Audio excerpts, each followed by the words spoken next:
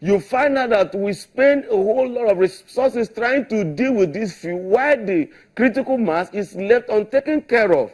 So we can re-equalize or equalize the society by, taking from most of these people the expenses we put on them to engage these women in training, to set them up in soap making, cloth making, weaving, and even to agriculture.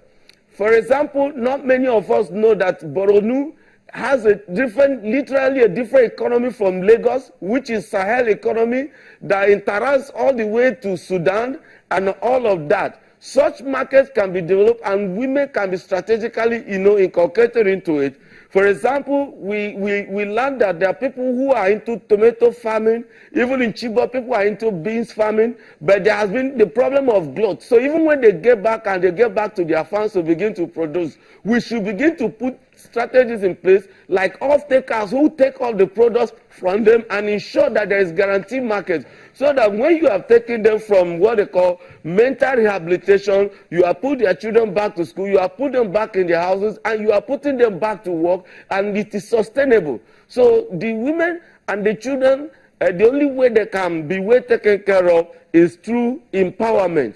Education for the girl child, education for the child, education for the women, especially vocational, so that they are productive enough also to help cater for the needs of their children going forward. But I must say that there is enough resources. In fact, we need to become creative even with the way we use resources. Right now, I can tell you that if you gather a professional group of movie makers to create a movie about Boko Haram, and you have made enough value chain research to gross international market, you can make as much as $2 billion that we are trying to borrow from World Bank to rebuild the Northeast. So we simply need to become creative.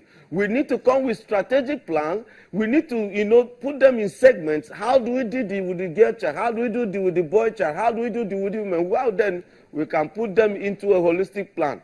I don't think that these problems are not solvable. We can solve them, but at every point, the challenge we have in this country and we have continued to have is the poverty of leadership. Let's have leaders who can put their mind to work. There is nothing we cannot solve. Okay. All right. We do have comments from people at home? Yes, we have some comments here. Hama Ali Kwajafa says, there seemed to be a disparity in the resettlement. Kwajafa town was destroyed and nothing was done, but after Dalari, 100 million naira was given. He says there's a marked difference between resettlement in northern Borno and her southern counterparts. Is that true? It's not true, because at the time, almost all the local governments in northern Nigeria, in northern Borno State, were devastated. So the magnitude of the Boko Haram insurgency in the north is quite different from that of southern Borno State. The line of demarcation is very distinct and cannot be crossed. So the ministry is very mindful of what has happened in Kwajafa. Right now, these local governments in southern Borno, apart from Goza, the local government that he said so, Biu, Kwajafa, Bayo, Shani, what have you been? To a larger extent, the nature of the damage is lean, but definitely we are going to Kwajafa. We are going to all the nooks and crannies of Borno State with the view to rehabilitating them. Just let him give us a very small time so that we can wind up. Okay. Be patient. All right. This is a comment is from Edmond Otudeko, who says, point of correction, says billions have been raised by the business community. Surely that is a great step in the right direction. But this one is Hussein Adam says, is there a defined process for the rebuilding exercise, costs, and roll out of implementation plan? Yes, right now we are on course on recovery and peace building assessment. It was anchored by the federal government, the state government, and the World Bank, EU, and UN. We have our data right now at hand for whole Borno State. Okay. So I think we can key in to the developmental objectives of the federal government. And therefore, we have everything at hand. So we work assiduously with a view to ensuring that works are done as at when due. We're almost out of time, so let's begin with the man in Abuja. Your closing statement as we wind down. Okay, thank you. I want to say, in my closing statement, I want to say we should have a holistic plan. For example, the federal government is saying we are rebuilding, the state is saying we are rebuilding, local government says they are rebuilding, community says we are rebuilding. We should have a single master plan, and all the resources, both from the international community and the local donors, should be put into one source, and every item that is involved, that is part of the rebuilding item, should be lined out. And we should also have deliverable plans. People should be able to, benchmark deliverables. The civil society should be able to monitor the activities. And we should also be careful that people don't use the situation in the north to begin to swindle the international community.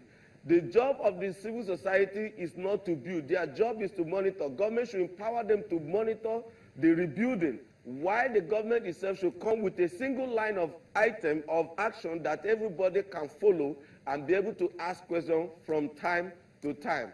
That is my closing remark. Thank you. Dr. Bisiala Akialabi. Yes, to buttress what Great Imo says, we talking about line of action. I would like the government to strengthen government machineries to ensure that there are no leakages, corruption is pegged, and accountability is required for all these things that we're doing. And also, government should act as a big brother and ensure that all these women, all this community, men, women, and youth, what we're empowering them to produce is being bought outrightly by the federal government. They don't need to wait to go to the market for it to be sold.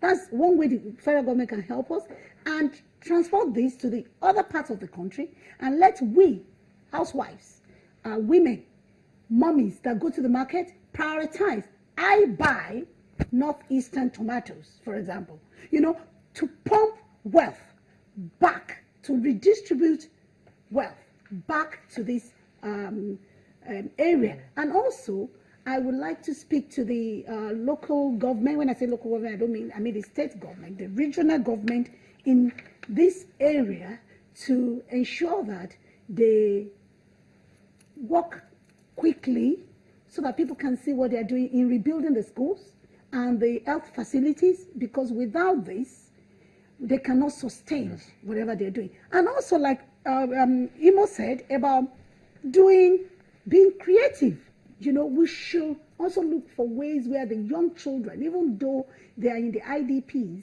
the youth can have fun. We should look at fun activities. You see, when children are having fun or young people are having fun, they don't think about evil. They don't want to do evil because they want to live longer to enjoy these things that they can see. If we can just give them a window of opportunity whereby, as they are learning and as they are going about being security conscious, they're also doing something that is fun. Okay. Dr. Babagana Umar Zulum. Thank you. Your last word. Yes.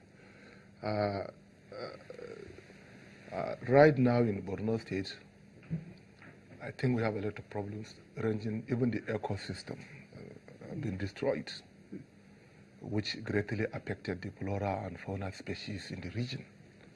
My last word is that we must have a synergy between the federal state government and the local government with a view to rebuilding the Northeast. We seek support from the federal government, the donor agencies, with a view to reconstructing it. And then we are also requesting the military to sustain their present momentum of following the Boko Haram into their enclaves, as they are doing now. Thank you very much. Thank you. I'd just like to thank our guests, starting with the spokesperson for the Be the Change organization, who joined us from our studios in Abuja, Mr. Great Jonathan.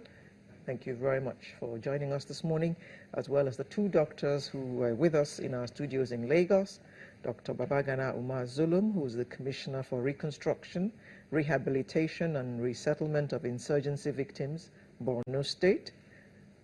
Thank you very much. As well as Dr. Bisi Akialabi, who is an administrator. Thank you very much. Sunrise will return in just a moment with yet another very interesting conversation. Join us.